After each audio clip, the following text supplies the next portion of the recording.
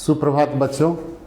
आज हम लोग Gaya guidance programme virtual school of Gaya के तहत क्लास 12th के लिए क्रैश कोर्स बायोलॉजी का आज क्लास शुरू करने जा रहे हैं।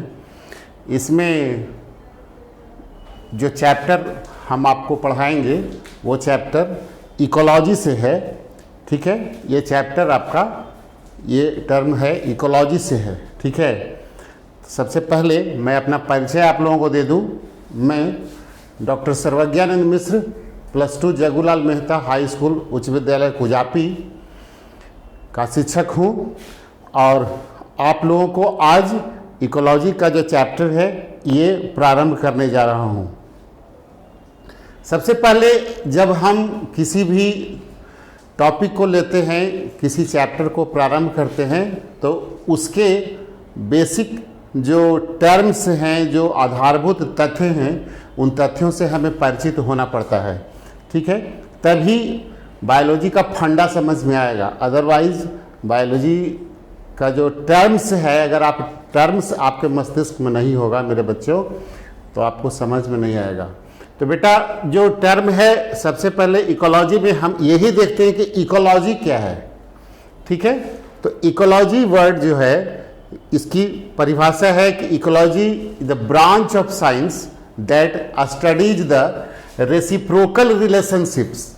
रेसिप्रोकल कहने का मतलब कि एक दूसरे से, ठीक है, reciprocal relationships between organisms and their physical and biological environment.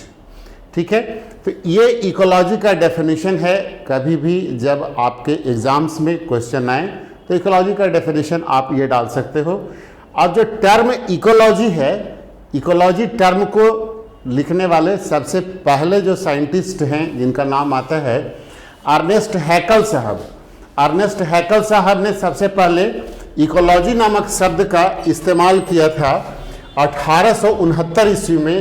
एक जर्मन जूलॉजिस्ट थे। एक्चुअली इन्होंने इकोलॉजी शब्द को ECOLOGY नहीं लिखा था, इन्होंने इकोलॉजी को ओइकोलॉजी लिखा था, OEKOLOGIE, ये ओइकोलॉजी इन्होंने लिखा था। तो अर्नेस्ट हैकल साहब 1869 ईस्वी में सबसे पहले इन्होंने इकोलॉजी नामक शब्द का इस्तेमाल किया था और इसीलिए इन्हें हम लोग फादर ऑफ इकोलॉजी के नाम से भी जानते हैं। ठीक है, फिर भारतवर्ष में, चूंकि हम लोग यहाँ के नागरिक हैं, भारतवर्ष में इकोलॉजी का जो सबसे मुख्य कार्य करने का जो श्रेय जाता है वो डॉक्टर रामदेव मिश्रा को जाता है। डॉक्टर रामदेव मिश्रा, आप एक बार ध्यान रखोगे इनके नाम लिखते समय मिश्रा में SH नहीं लगाते हैं, MISRA। जिनकी जन्मशती है 1908 ईस्वी में जन्म और 1998 ईस्वी में इनकी मृत्यु हुई है। तो डॉक्टर रामदेव मिश्रा ने भारतवर्ष में बड़ा पायनियर वर्क किया इकोलॉजी के क्षेत्र में, इसलिए फादर ऑफ इंडियन इकोलॉजी हम लोग डॉक्टर रामदेव मिश्रा को जानते हैं। एक्चुअली जो इकोलॉजी वर्ड है, ये इकोलॉजी दो शब्दों के मिलने से बना है। दो शब्दों के मिलने से बना है, इको और लॉजी। ठीक है, इको का मतलब होता है इन्वायरमेंट, इको का मतलब इन्वायरमेंट, और लॉजी शब्द जो है ये लोगस है। ठीक है, लॉजी, लोगस का मतलब होता है टू डिस्कस, टू डिस्कोर्स और टू स्टडी, टू डिस्कोर्स और टू स्टडी, अध्ययन करना। यानी इन्वायरमेंट के अध्ययन करने को हम लोग, इन्वायरमेंट के बारे में अध्ययन करने को हम लोग इकोलॉजी कहते हैं। यानी इकोलॉजी के अंतर्गत हम लोग इन्वायरमेंट का अध्ययन करते हैं। ठीक है, इन्वायरमेंट मतलब वातावरण। वातावरण किसे कहते हैं? हम और हमारे चारों ओर के जो परिवेश होते हैं, उन परिवेश में दो प्रकार के होते हैं, एक अबायोटिक और दूसरा बायोटिक। यानी एक अजैविक परिवेश है और दूसरा जैविक परिवेश है। तो जैविक परिवेश और अजैविक परिवेश, दोनों परिवेश में आपस में जो रेसिप्रोकल रिलेशनशिप होता है, दोनों एक दूसरे को किस प्रकार इन्फ्लुएंस्ड करते हैं, इसी चीज का अध्ययन इकोलॉजी है। ठीक है, तो यही हम इकोलॉजी के अंतर्गत इसमें अध्ययन करते हैं। और जो मेन मुख्य जो अध्ययन का हमारा ध्येय होता है वो इन्वायरमेंट के ऊपर अध्ययन करते हैं। इससे जुड़ा हुआ एक टर्म है इकोसिस्टम। इकोसिस्टम, इको का मतलब इन्वायरमेंट, इको का मतलब इन्वायरमेंट और सिस्टम का मतलब होता है an interdependent relationship, interdependent relationship, यानी वातावरण के, इन्वायरमेंट के जो दो तथ्य हैं, अजैविक और जैविक तथ्य, उन दोनों तथ्यों में आपस में जो रिलेशनशिप होता है, उसी रिलेशनशिप का अध्ययन हम इकोसिस्टम के अंतर्गत करते हैं। ये जो वर्ड है, एजी टैंसले साहब ने 1935 ईस्वी में 1935 में इस टर्म को सबसे पहले यूज किया, इकोसिस्टम नामक शब्द को दिया।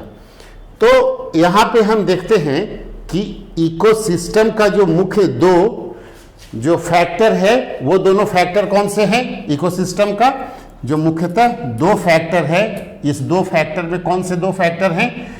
एक है एबायोटिक फैक्टर और दूसरा है बायोटिक फैक्टर। एबायोटिक फैक्टर और दूसरा बायोटिक फैक्टर।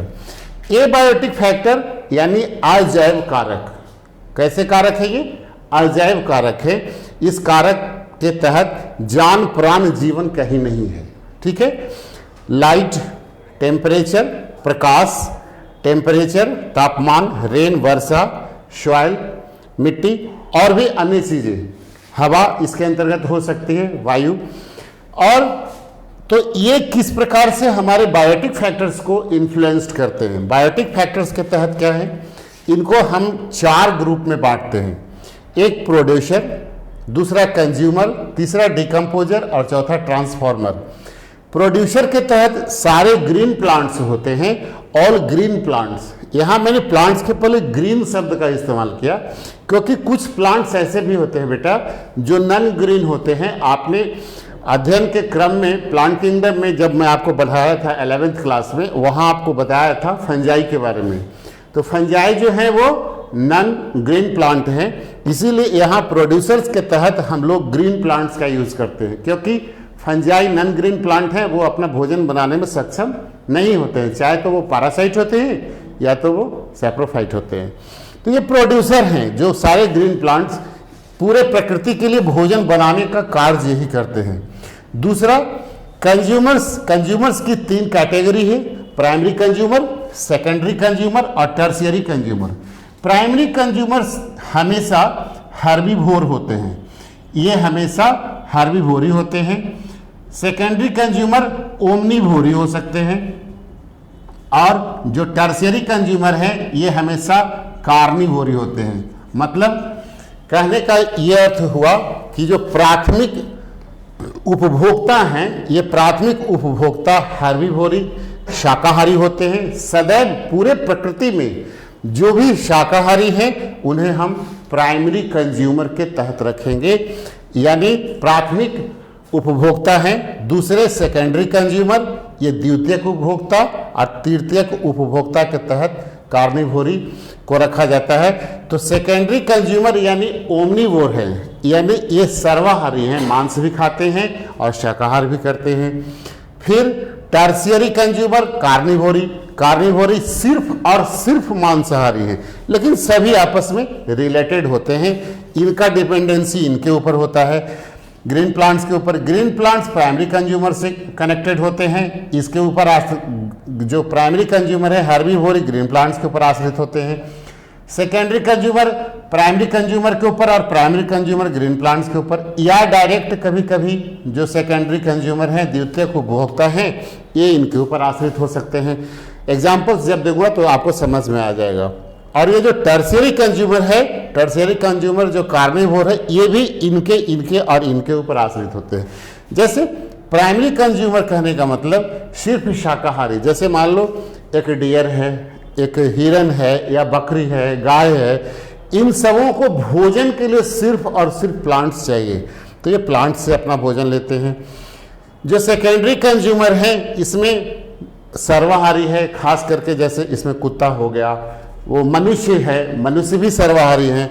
तो मनुष्य अपना भोजन शाकाहारियों से बकरी को या हिरन है इसे मारकर खाता है, ठीक है, इससे मांसाहार करता है, और फिर वो प्लांट्स को भी खाता है। तो ये दोनों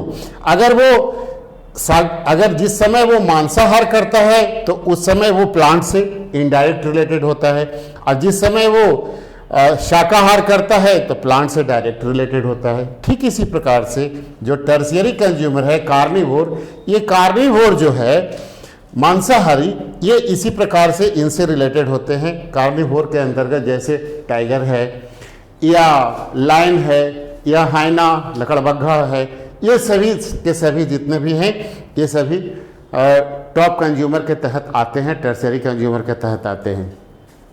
फिर जो हमारा बायोटिक फैक्टर का जो तीसरा फैक्टर है वो है डिकम्पोजर। डिकम्पोजर यानी अपघटक। अपघटन पूरे प्रकृति में जरूरी है। अगर अपघटन नहीं होगा तो पूरे प्रकृति में क्या होगा, सिर्फ लाश चारों ओर डेड बॉडी का अंबार लग जाएगा।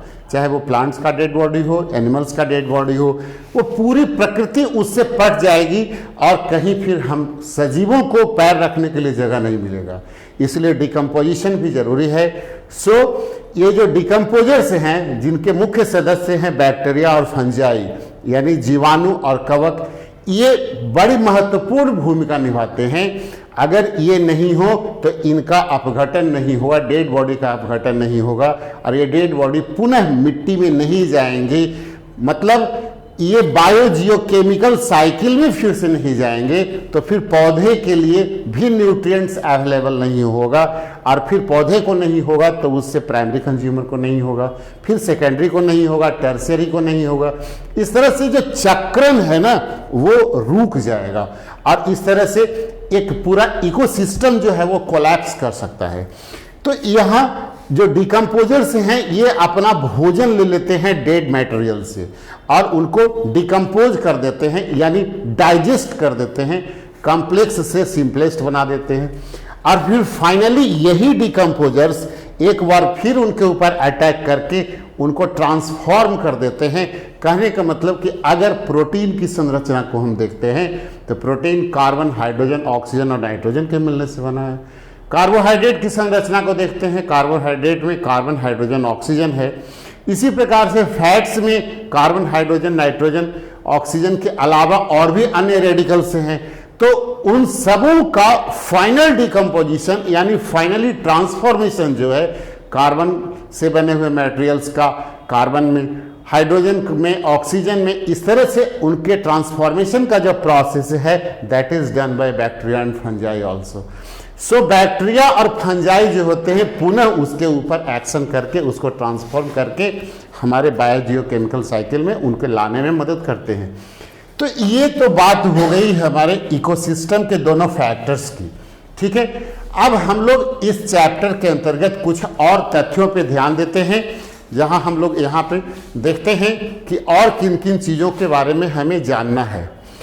Ecology is basically concerned with 4 levels of biological organization।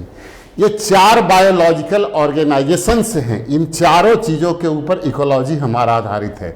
पहला है ऑर्गेनिजम्स, यानी सजीव की बात करते हैं। सजीव, हम लेवल ऑफ ऑर्गेनाइजेशन की बात जब करते हैं बेटा, क्लास 9th में आपने पढ़ा होगा कि लेवल ऑफ ऑर्गेनाइजेशन जो है वो 2 लेवल है, एक लोअर लेवल ऑफ ऑर्गेनाइजेशन और एक है upper level of organisation.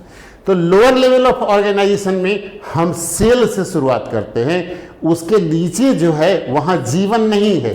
Cell के नीचे जो मॉलिक्यूल्स है, मॉलिक्यूल से नीचे एटम्स है, वहाँ लाइफ नहीं है। एटम्स यूनाइट होते हैं तो मॉलिक्यूल बनाते हैं, मॉलिक्यूल जब यूनाइट होते हैं डिफरेंट वेज में तब वो जाकर के डीएनए की संरचना करते हैं, क्रोमोसोम की संरचना करते हैं, न्यूक्लियस बनाते हैं, सेल बनाते हैं, और जब सेल बन जाते हैं तो वहाँ से हमारा लाइफ शुरू होता है।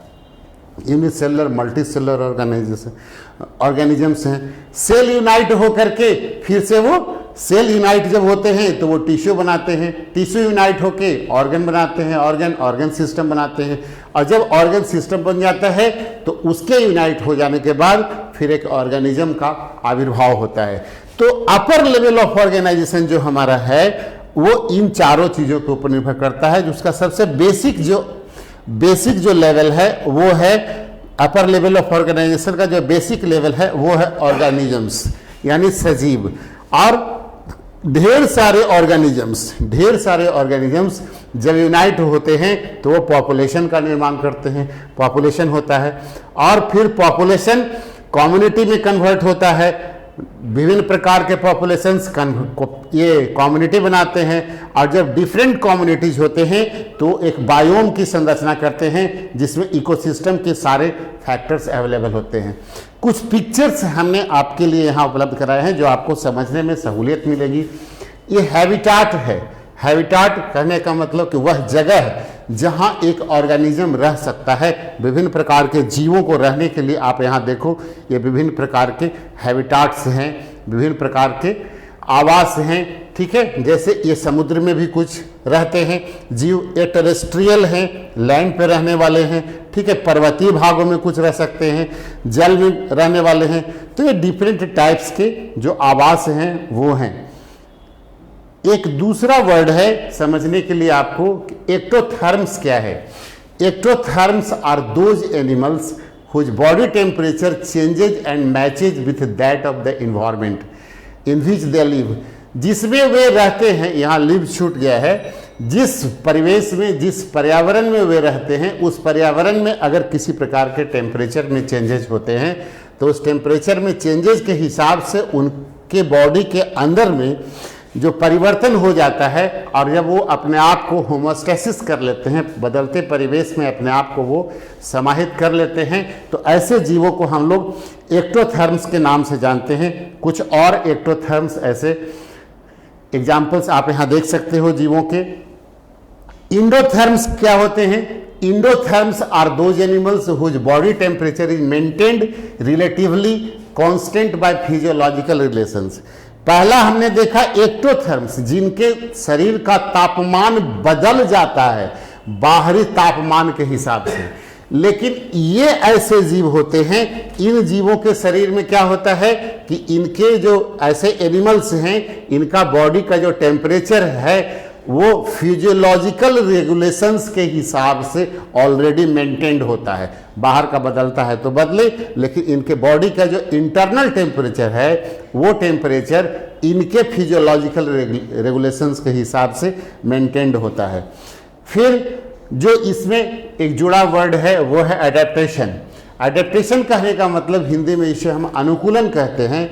किसी जीव के शरीर में उनके मॉर्फोलॉजिकल, फिजियोलॉजिकल या बिहेवियरल, ऐसे मतलब आकारिकी संरचना, शारीरिक संरचना या उनके व्यवहारिक एट्रीब्यूट्स जो है व्यवहारिक संरचना में ऐसे परिवर्तन आते हैं किसी जीव में जो उनको रिप्रोड्यूस करने के लिए, उस हैबिटाट में, उस आवास में सर्वाइव करने के लिए और रिप्रोड्यूस करने के लिए इनेबल्स करते हैं, उस पर्यावरण में रहने के योग्य उनको बनाते हैं।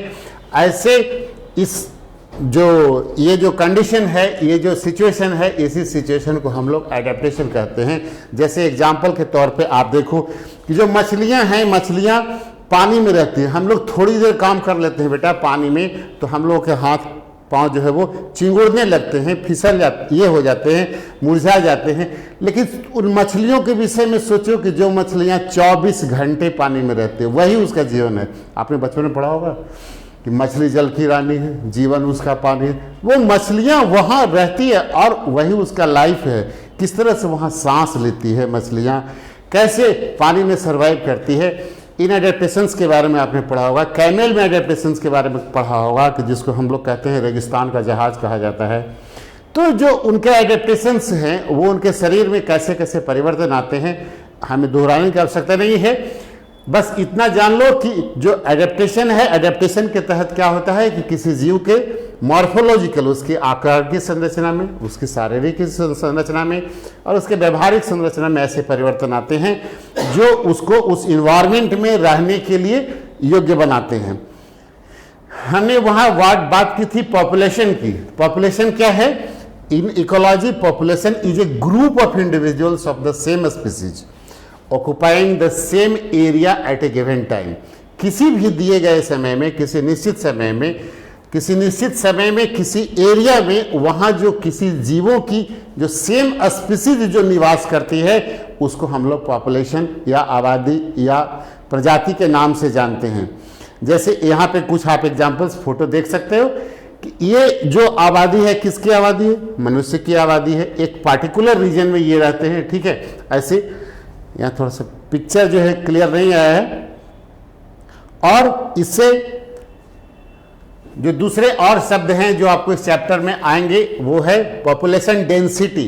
पॉपुलेशन जनसंख्या, डेंसिटी यानी घनत्व। किसी क्षेत्र विशेष में जो ऑक्युपाइड एरिया है उस ऑक्युपाइड एरिया में किसी प्रजाति का, किसी भी जीव का कितना पॉपुलेशन रहता है, कितनी उनकी संख्या रहती है, रहने वाली है, उसी को हम लोग पॉपुलेशन डेंसिटी कहते हैं।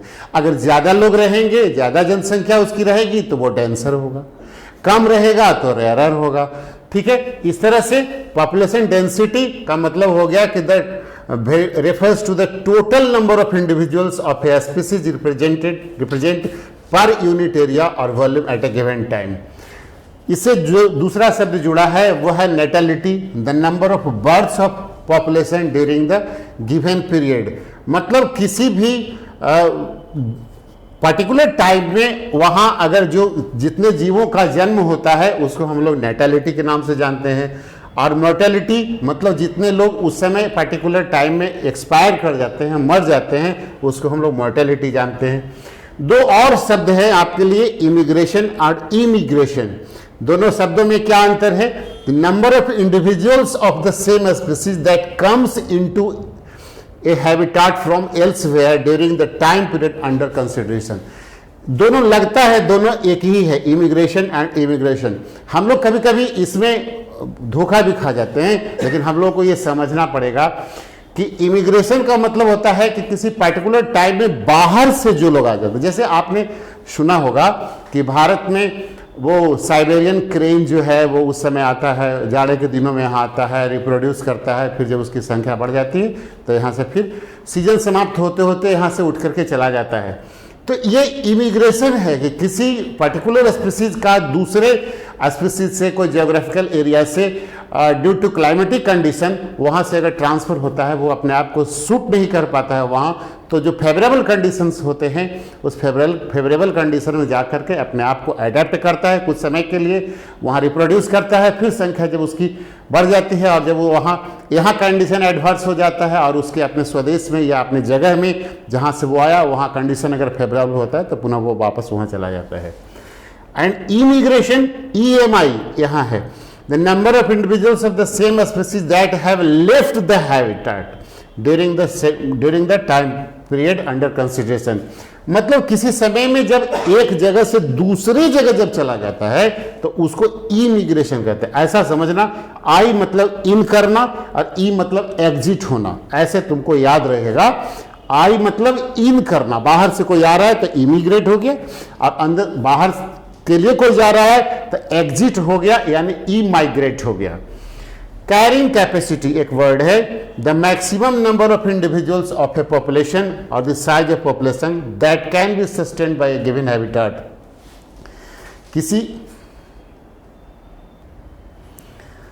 इसी क्रम में हम लोग कुछ और टर्म्स को देखेंगे, जैसे पॉपुलेशन ग्रोथ फॉर्म्स या model, the characteristic patterns of growth of a population with time. किसी दिए गए समय में जो ग्रोथ होता है या जो पैटर्न है ग्रोथ का, उसको हम लोग पॉपुलेशन ग्रोथ नाम से जानते हैं।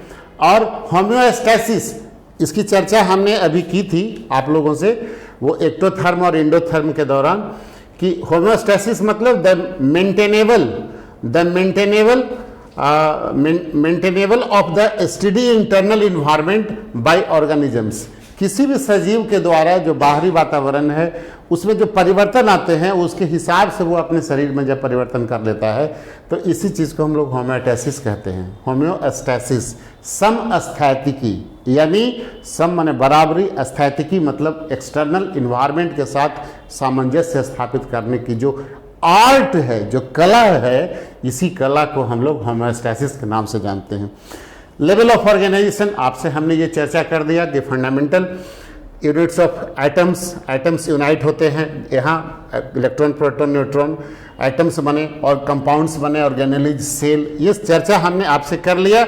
ये अपर लेवल ऑफ ऑर्गेनाइजेशन तक आते हैं। जो सबसे top most level of organisation है बेटा, वो है हमारा बायोस्फीयर या इकोस्फीयर के नाम से जानते हैं। सबसे बड़ा बायोस्फीयर हो गया। ढेर सारे डिफरेंट टाइप्स के इकोसिस्टम जब यूनाइट होते हैं तो उसे हम बायोस्फीयर की संज्ञा देते हैं। ठीक है, जो फिजिकल हायरार्की है, इस फिजिकल हायरार्की में जो भौतिक हायरार्की है, इसमें हम लोग देखते हैं, या बायोलॉजिकल हायरार्की भी कहते हैं इसको। इसके अंतर्गत हम लोग इकोलॉजिकल हायरार्की भी इसको कह सकते हैं, जो इसके अंतर्गत, या लिविंग हायरार्की कह सकते हैं। लेवल ऑफ ऑर्गेनाइजेशन को पिक्चर के माध्यम से आप इस तरह से समझ सकते हो।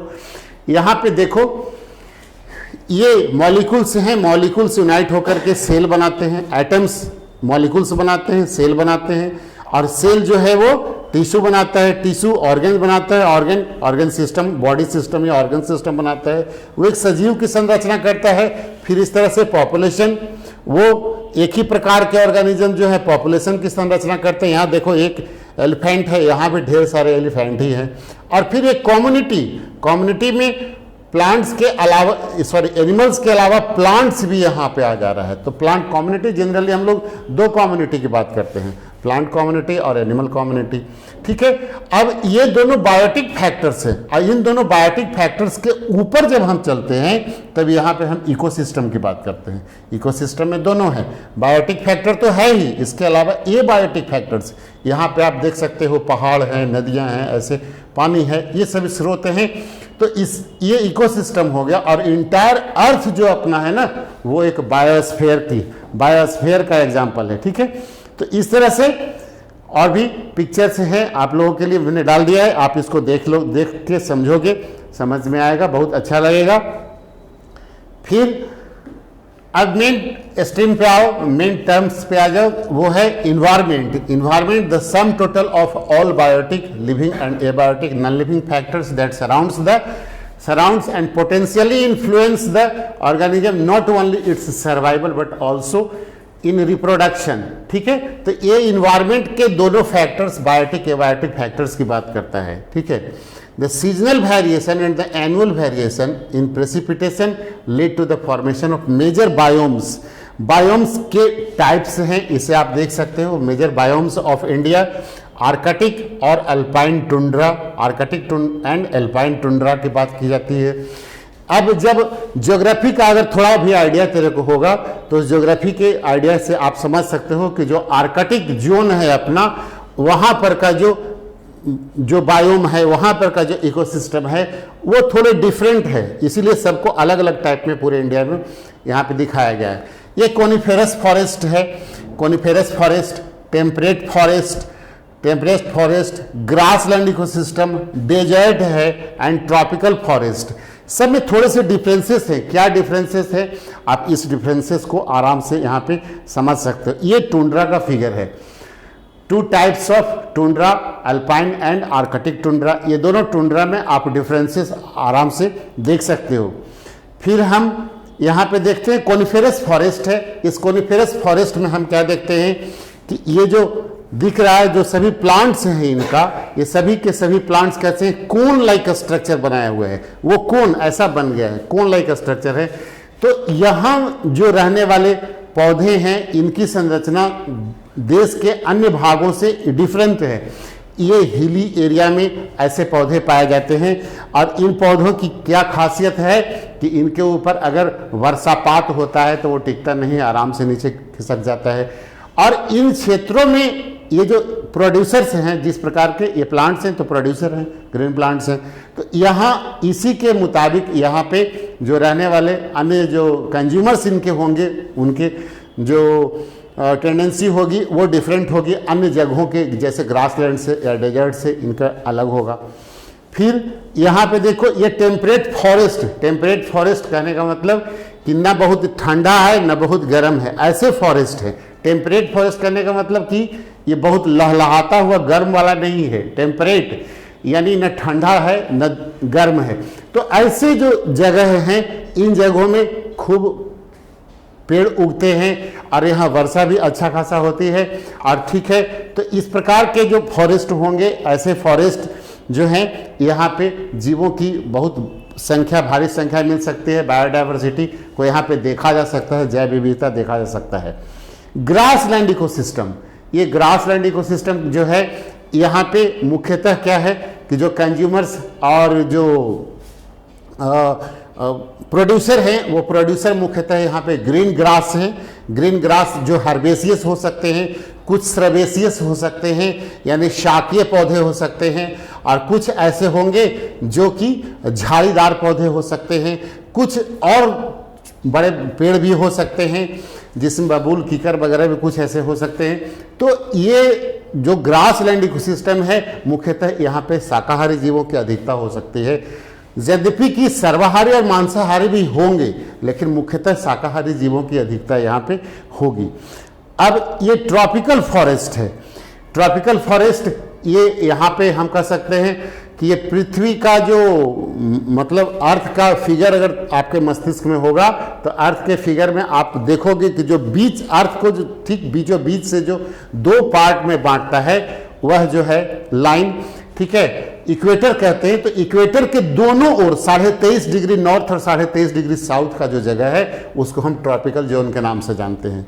ये ट्रॉपिकल जोन यही वह जोन है जहां पे सदाबहार वन मिलता है, सालों भर वर्षा होती है, हरे भरे होते हैं, और यहाँ पे डैम्प एरिया भी होता है।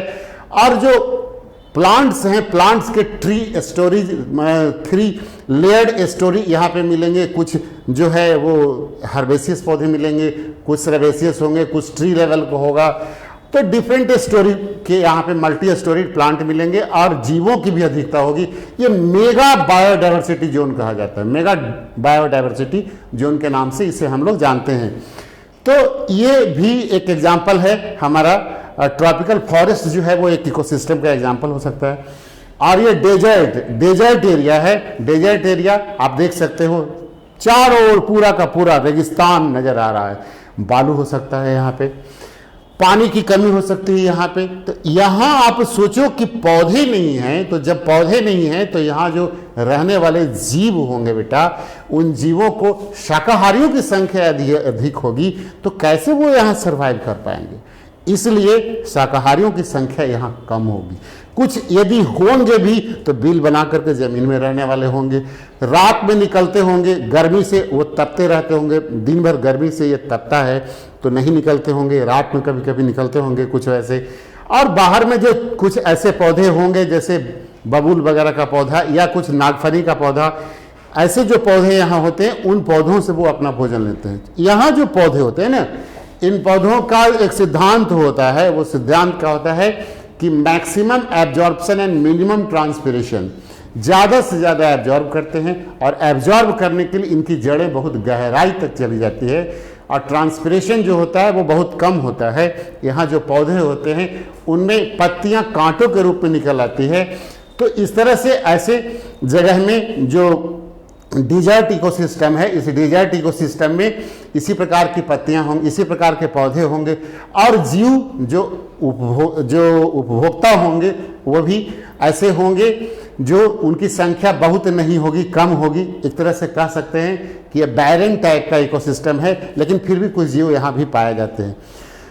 हम इकोलॉजी, इसके इकोसिस्टम के अन्य फैक्टर्स को जब देखते हैं तो इसमें देखते हैं टेम्परेचर है हमारा। तो टेम्परेचर, एवरेज टेम्परेचर या फिगर आपको लिए बताया है, दिखाया है कि ताकि आपको आसानी से इसको समझ में, दिमाग में रहेगा। Temperature, average temperature on land varies seasonally, मौसम के हिसाब से भारतवर्ष में जो टेम्परेचर है वो चेंज होते रहता है। जाड़े के दिनों में कम होता है, गर्मी के दिनों में बहुत ज़्यादा होता है, ठीक है। इस तरह से certain unique habitats such as the thermal springs and deep sea hydrothermal vents where the average temperature exceeds 100 degree Celsius. कभी कभी ऐसे जगह भी हैं जहां 100 डिग्री सेल्सियस से अधिक टेम्परेचर चले जाते हैं। Some organism are eurythermal while others are stenothermal. Global warming poses problems to organisms both in survival and distribution. ये जो ग्लोबल वार्मिंग है मतलब वैश्विक उष्णता इस गर्मी के कारण और हमारी एक्टिविटी के कारण, खास करके मनुष्य की एक्टिविटी के कारण, बहुत सारे हमारे एक्टिविटीज है, जैसे डिफॉरेस्टेशन कर रहे हैं हम लोग, जैसे over exploitation of the fossil fuels कर रहे हैं, इन सभी चीज़ों के कारण जो अभी वार्मिंग है, गर्मी जो है वो पूरे पृथ्वी पर की बढ़ती चली जा रही है। तो इन सभी चीज़ों के कारण जो गर्मी बढ़ रही है, ग्लोबल वार्मिंग, इसके कारण इसका सामना सजीवों को करना पड़ता है। ठीक है, सर्वाइवल में भी और पूरे वर्ल्ड का जो डिस्ट्रीब्यूशन है जीवों का, उसके लिए water important factor that influence the life of organism, the productivity and the distribution of plants is dependent on water. Clear है, आप जानते हो कि प्लांट्स का जो डिस्ट्रीब्यूशन है वो वाटर के डिपेंडेंसी के ऊपर निर्भर करता है। हर प्रकार के पौधे, जैसे मैंने अभी डिफरेंट टाइप्स का इकोसिस्टम आप लोगों को दिखाया कि वहाँ पे पानी की कमी के कारण किस प्रकार से डेजर्ट में कम पौधे उगते हैं, लेकिन ट्रॉपिकल में जोन में ज़्यादा से ज़्यादा पौधे उग रहे हैं, क्योंकि वहाँ वाटर बहुतायत मात्रा में है, सालों भर वर्षा होती है। तो ये एक इम्पॉर्टेंट फैक्टर है जो किसी सजीव को और किसी इकोसिस्टम को इन्फ्लुएंस करता है। इसी प्रकार से लाइट, जैसे ट्रॉपिकल फॉरेस्ट में हमने बात की आपसे कि वहाँ पे ट्रिपल स्टोरीड जो ट्रीज है उसके ट्रिपल स्टोरीज हो गए हैं, मल्टी स्टोरीड है। तो लाइट जो है वो पौधों के ऊपर, जो सबसे निचले स्टोरी में पौधे हैं, उनको लाइट बहुत मात्रा में नहीं उपलब्ध हो पाता है। ठीक, तो लाइट जो है वो पौधे को एसेंशियल है, क्योंकि ग्रीन प्लांट्स को फोटोसिंथेसिस के लिए एसेंशियल है। तो अगर पौधे को कम जहाँ लाइट मिलता है उनका विकास कम होगा। जहाँ बहुतायत मात्रा में लाइट मिलता है उसके साथ साथ ऑक्सीजन भी अगर उपलब्ध हो, कार्बन डाइऑक्साइड उपलब्ध हो पाता है, तो आराम से फोटोसिंथेसिस कर सकते हैं, पौधे की वृद्धि हो सकती है। और सॉइल एक एबायोटिक फैक्टर के तहत सॉइल है। The nature and properties of soil in the given place are dependent on the climate, weathering process, whether soil is sedimentary or transported, and how the soil development occur. ये soil के तहत क्या है कि nature और property जो soil का है किसी भी प्लेस में, वो डिपेंड करता है क्लाइमेट के ऊपर, निर्भर करता है कि वहाँ का मौसम कैसा रहने वाला है इसके ऊपर। क्यों कि अगर मौसम वहाँ तेज धूप होने वाली है, तेज धूप के ऊपर जब बारिश होगी तो क्या होगा कि जो रॉक्स हैं वो रॉक्स में वेदरिंग होगा, और अगर लगातार रॉक्स में वेदरिंग होते चला जाता है, सैकड़ों वर्ष, हजारों वर्ष होते रहता है, तो वही रॉक्स के वेदरिंग के कारण वहाँ सॉइल का फॉर्मेशन होता है, ये हम लोग जानते हैं। तो ये जो वेदरिंग प्रोसेस है इसके ऊपर भी सॉइल का निर्भर करता है। और दूसरा चीज़ क्या है कि सॉइल जो है वो कैसा है। सॉइल हम लोग पढ़े हैं, क्ले सॉइल होता है, सेडिमेंट्री सॉइल हो सकता है। ठीक है, तो वो सॉइल जो है वो कैसा है, आइदर वो सेडिमेंट्री है या ट्रांसपोर्टेड है। जैसे एलुवियल सॉइल होता है, जलोढ़ मिट्टी उठा करके एक जगह से दूसरी जगह ले जाई जाती है, नदियों के द्वारा बहा करके ले जाई जाती है। तो उन मिट्टी में क्या होता है कि अधिकता होती है, अधिक होती है, उसमें फर्टिलिटी पावर ज़्यादा होता है, वो ज़्यादा से ज़्यादा पौधे उसमें उगते हैं। तो उसके ऊपर भी हमारा इन्फ्लुएंस होता है ecosystem and the soil development occurs. ठीक है, अब एक जो लास्ट टॉपिक आपसे डिस्कस करना है वो ये है कि how do organisms in their environment, how do organisms live in their environment. किसी भी इन्वायरमेंट में, किसी भी पर्यावरण में, किसी भी पारिस्थितिकी तंत्र में कोई सजीव कैसे अपने आप को सर्वाइव कर पाता है। तो उसके कुछ फैक्टर्स हैं जो फैक्टर्स उनको इन्फ्लुएंस करते हैं, जैसे regulation, conformation, migration and suspension. ये 4 टॉपिक्स हैं। इन चारों टॉपिक्स जो है, वो चारों फैक्टर जो है, टॉपिक्स नहीं बल्कि ये चारों फैक्टर्स जो है किसी भी सजीव को किसी पर्यावरण में रहने में निर्धारित करता है। जैसे पहला है क्या, पहला है रेगुलेशन। रेगुलेशन में जैसे हमने आपसे बात किया जीवों के बारे में कि वो या तो एंडोथर्मल हो सकते हैं या एक्टोथर्मिक हो सकते हैं। मतलब बाहरी परिवेश में जब मौसम बदल जाता है तो उनके शरीर का भी मौसम, वो अपने शरीर के टेम्परेचर को भी उसके हिसाब से बदल लेते हैं। ठीक है, और दूसरे इंडोथर्मल जो हैं वो एंडोथर्मिक कैसे हैं, जीव जिनके शरीर का फिजियोलॉजिकल एक्टिविटी ऐसा होता है जो बाहरी वातावरण के साथ अपने आप को सस्टेन किए हुए रहता है। फिर उसी प्रकार से कन्फॉर्मेशन, कन्फॉर्मेशन मतलब कि उनकी संरचना कैसी है, शरीर की संरचना जो है वो बाहरी संरचना में, मतलब यह बदलते परिवेश में अपने आप को सस्टेनेबल करने के लायक है कि नहीं, अपने शरीर को वो किस प्रकार से उसमें रख पाते हैं। जैसे हमने बात की थी आपसे एडेप्टेशंस की, कि जो सजीव की संरचना होती है, जैसे मछलियों में गिल्स होता है, तो ये गिल्स क्या है, तो ये गिल्स जो है वो पानी में रहने वाले जीवों के लिए आवश्यक है, उसी के माध्यम से वे श्वसन की क्रिया करते हैं।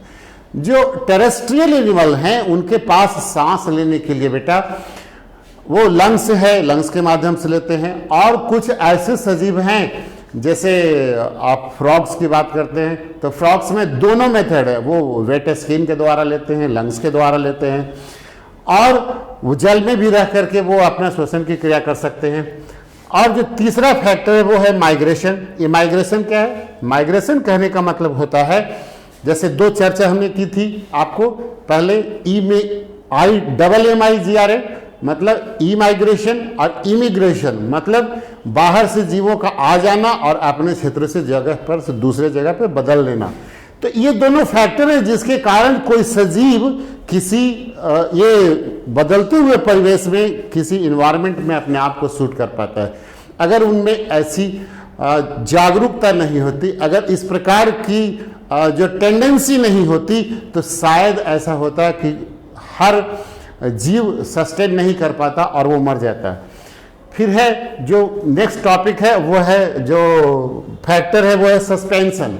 सस्पेंशन करने का मतलब होता है कि अगर मान लीजिए रेगुलेशन भी नहीं होता है, अगर मान लो कन्फॉर्मेशन भी नहीं है, अगर मान लो माइग्रेशन भी नहीं है, तो फिर क्या है उसके पास, एक रास्ता है सस्पेंशन। सस्पेंड कर सकता है, वो अपने आप को क्या कर सकता है, सस्पेंड कर सकता है। कुछ जो उसके एक्टिविटीज हैं, कुछ एक्टिविटीज को कुछ समय के लिए सस्पेंड कर लेता है। कहने का मतलब, आपने हाइबरनेशन का नाम सुना होगा।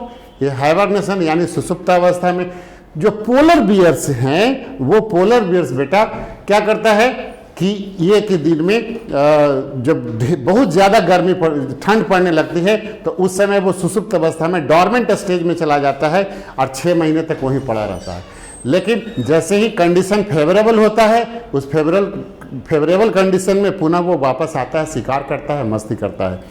आप कैमल्स की देख लो, कैमल्स जब एक जगह से दूसरे जगह के लिए 7 दिन 8 दिन के लिए यात्रा पे निकलता है, तो उसके पहले अपने शरीर में पानी स्टोर कर लेता है, खाना पीना खा लेता है, तो उसके पीठ पर जो कुबड़ है वो बंध के तैयार हो जाता है, फैट से स्टोर हो जाता है, और फिर वो उतने दिन तक सस्टेन कर सकता है। उसके शरीर में से यूरिनेशन कम होता है, उसके विस्टा में पानी की मात्रा कम होती है। तो इस प्रकार से क्या है कि वो अपने शरीर में सस्पेंशन यानी कि कुछ एक्टिविटीज को सस्पेंड कर लेता है कुछ समय के लिए।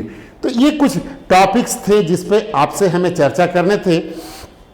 अब जो चूंकि ये क्रैश कोर्स है, इस क्रैश कोर्स का हमारा मुख्य उद्देश्य है आपको आपके जो होने वाले Bihar secondary school examination board Patna के तहत 2022 का जो एग्ज़ाम होने वाला है, इस एग्जामिनेशन में आपको ज़्यादा से ज़्यादा लाभ पहुंचाने का। तो इस चैप्टर से कुछ प्रोबेबल क्वेश्चंस मैंने गेस किए हैं आपके लिए, और जो पिछले साल जो क्वेश्चंस आए हैं उस क्वेश्चंस से भी मिला करके आपके लिए कुछ क्वेश्चंस हमने यहाँ पे लाया है। आप इसको ज़रा सा ध्यान से देखो, इसको नोट कर लेना कॉपी में बढ़िया से, और इसके ऊपर विशेष फोकस करना, इसका फ़ायदा पहुंचेगा। और फिर भी यदि किसी प्रकार की समस्या होगी, परेशानी होगी, तो कमेंट बॉक्स में आप डाल सकते हो, और वहाँ जो डाउट होगा उसको क्लियर कर सकते हो। जैसे ये जो फर्स्ट क्वेश्चन है कि difference between habitat and ecological niche, ठीक है।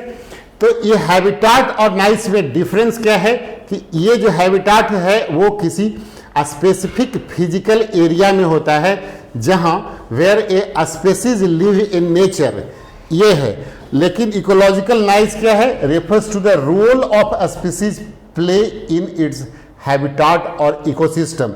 ये दोनों में डिफरेंस हो गया। ये पार्टिकुलर स्पेस के लिए है, ठीक है, स्पेसिफिक फिजिकल एरिया, लेकिन ये पूरे हैबिटाट या इकोसिस्टम की बात करता है। Habitat has number of niches it does not have components, इसका कोई कंपोनेंट्स नहीं होता है। More than one species can live in the same habitat, but इसमें only one species can live in one ecological niche. It has no environmental variables and it has a specific set of environmental variables. Habitat of the species doesn't change. A species may change its niche with age और season. इसके हिसाब से कोई species जो है वो अपने nice को चेंज कर सकता है, ठीक है, एज या सीजन के हिसाब से। जो दूसरा क्वेश्चन है वो है वाटर साइकिल। ये इंपॉर्टेंट क्वेश्चन है, ये आ सकता है आपके एग्जामिनेशन में। वाटर साइकिल में मुख्यतः आपको ये देखना है कि कैसे पृथ्वी पर का जो पानी है वो स्पेस में चला जाता है और फिर स्पेस से फिर पृथ्वी पे आ जाता है, या भिन्न भिन्न जीवों में जाता है और वहां से पानी फिर से वो स्पेस में चला जाता है, क्लाउड बनता है, वहां से फिर पृथ्वी पे आता है। तो कुछ बेसिक प्रोसेसेस हैं जैसे इवेपोरेशन, ट्रांसपिरेशन, रेस्पायरेशन। ये मुख्यतः 3 प्रोसेस है, evaporation, transpiration and respiration. Transpiration मतलब loss of water in the form of water vapour by the external part of the plant. पौधे के शरीर के बाहरी भाग के द्वारा जल का जलवाष्प के रूप में उत्सर्जित होने की जो विधा है, जो प्रक्रिया है, उस प्रक्रिया को हम लोग वाष्प उत्सर्जन या ट्रांसपिरेशन कहते हैं। और दूसरा रेस्पायरेशन, श्वसन आप सब लोग जानते हैं, सांस लेना, सांस छोड़ना, श्वास उच्छ्वास है।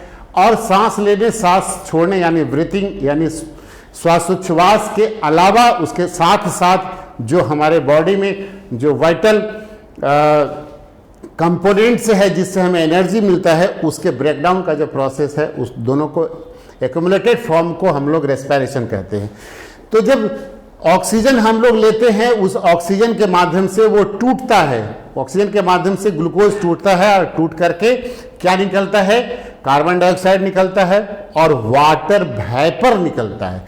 तो उसी वाटर वेपर का जो निकलता है, उस वाटर वेपर का तमाम, एक मनुष्य की बात नहीं की जा रही है, तमाम पृथ्वी पर जितने ऑर्गेनिजम्स हैं, ऑल द ऑर्गेनिजम्स रेस्पायर, चाहे वो प्लांट्स हो चाहे वो एनिमल्स हो, सभी के सभी रेस्पायरेशन करते हैं।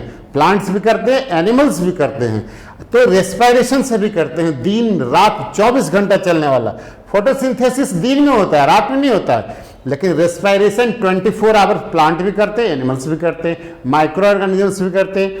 तो रेस्पायरेशन से जो रिलीज होता है वाटर वेपर, वो जाता कहाँ, इसी स्पेस में आ जाता है।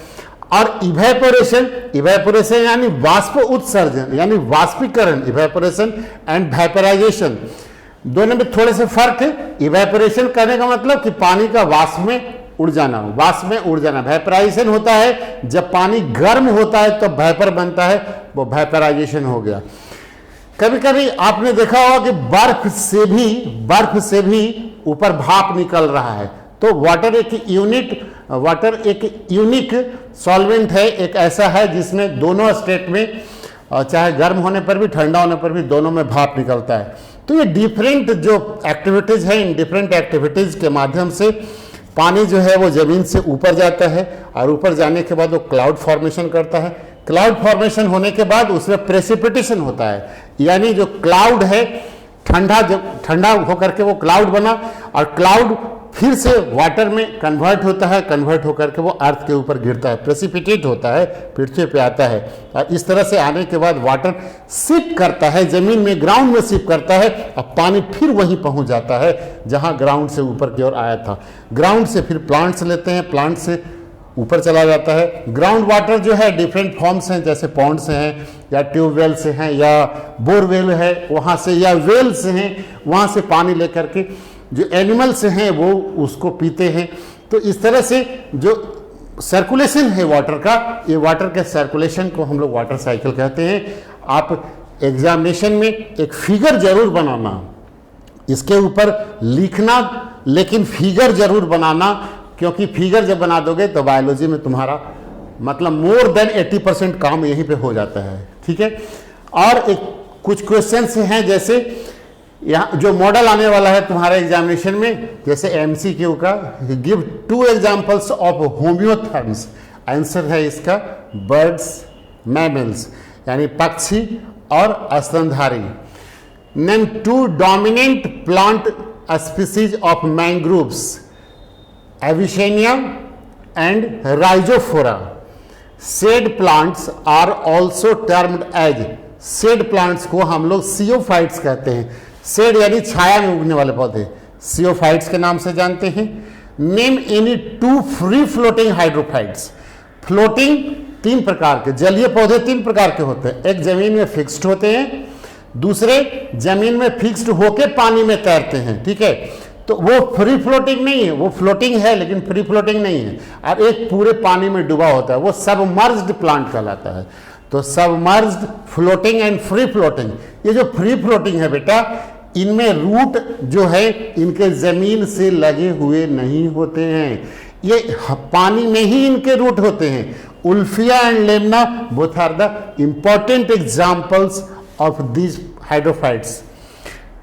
Define heterophylly. हेट्रो का मतलब डिफरेंट, फिली यानी लीफ उसके, तो occurrence of more than 1 types of leaves.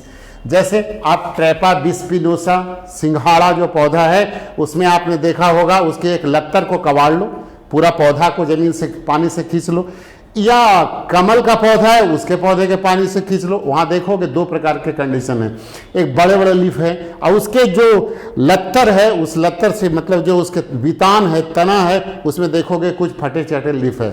तो कटे फटे लिप्स क्या करते हैं कि पानी को आसानी से अंदर में फ्लो करने में मदद करते हैं। तो ये हेट्रोफिलस कंडीशन वहां पे पाया जाता है। What is the formula of defining population density of a place. किसी भी प्लेस में जो पॉपुलेशन डेंसिटी है उसको निकालने का क्या फॉर्मूला है? तो density is equal to N यानी population divided by area. Divided by area यानी जो पॉपुलेशन है उसके एरिया से उसको डिवाइड कर देते हैं। एरिया मीटर स्क्वायर में हो सकता है और पॉपुलेशन उसकी संख्या में हो सकती है, तो number something by per meter square, that is the population density. कुछ क्वेश्चंस आपको मैं दे रहा हूं, आप इसका सॉल्यूशन करके कमेंट बॉक्स में डालना।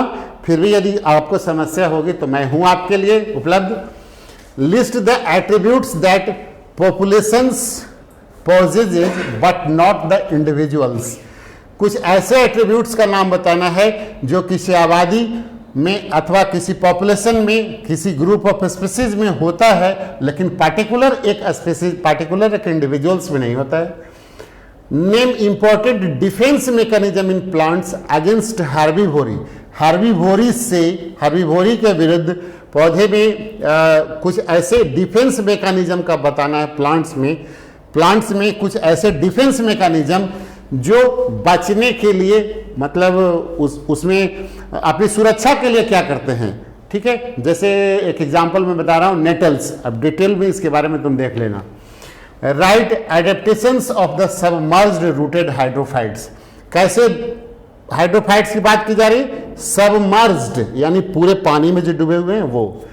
And distinguish between the following, इनके बीच में अंतर करना है। हाइबरनेशन एंड एस्टिवेशन, एक्टोथर्म्स एंड इंडोथर्म्स, और कुछ अन्य और भी क्वेश्चंस जैसे एमसीक्यू में है। जैसे animals undergo inactive stage during winter is known as, क्या कहते हैं इसको? जब इनएक्टिव स्टेज में, अभी मैंने बताया है आपको पढ़ाने के दौरान, geometric presentation of as, geometric representation of as structure is characteristic of. And इसमें जो लास्ट क्वेश्चन है इसमें आपको टिक करना है सही क्या है। इस प्रकार के क्वेश्चंस भी आपके एग्जामिनेशन में रहेंगे। Annual migration doesn't occur in case of Arctic tern, salmon, Siberian crane या सैलामांडर। इन चारों में से किसमें एनुअल माइग्रेशन नहीं होता है? Humus is present in horizon A, horizon B, horizon C या हॉरिजन ओ। ये चारों में से किस हॉरिजन में ह्यूमस प्रेजेंट होता है? और zone of atmosphere near the earth surface is called as stratosphere, mesosphere, troposphere या thermosphere. And the last question is pneumatophores are present in xerophytes, hygrophytes, mesophytes या हेलोफाइट्स। तो ये कुछ क्वेश्चंस आपके लिए यहाँ कुछ और क्वेश्चंस उपलब्ध थे। Maximum growth rate occurs in, maximum growth rate किस में होता है? सेनेसेंट फेज में होता है, लैग फेज में होता है, एक्सपोनेंशियल फेज में होता है या स्टेशनरी फेज में होता है। The term ecology was coined by Odum, E P Odum, E Munch, Tansley या रिटर। अभी बताया भी है मैंने आपको, आसानी से आंसर इसका हो जाएगा। The least porous soil among the following is dash, loamy, silty, clayey या peaty. Lichens are the association of bacteria and fungus, algae and bacterium, fungus and algae या फंगस एंड वायरस। ये कुछ questions आपके लिए यहाँ उपलब्ध थे मेरे बच्चों। तो बेटा हमको आशा है कि आपको आज के लेक्चर से कुछ फ़ायदा ज़रूर होगा और आपके एग्जामिनेशन की तैयारी करने में आपको मदद मिलेगी। इन्हीं शुभकामनाओं के साथ आज के क्लास को हम यहीं पे विराम देते हैं। धन्यवाद।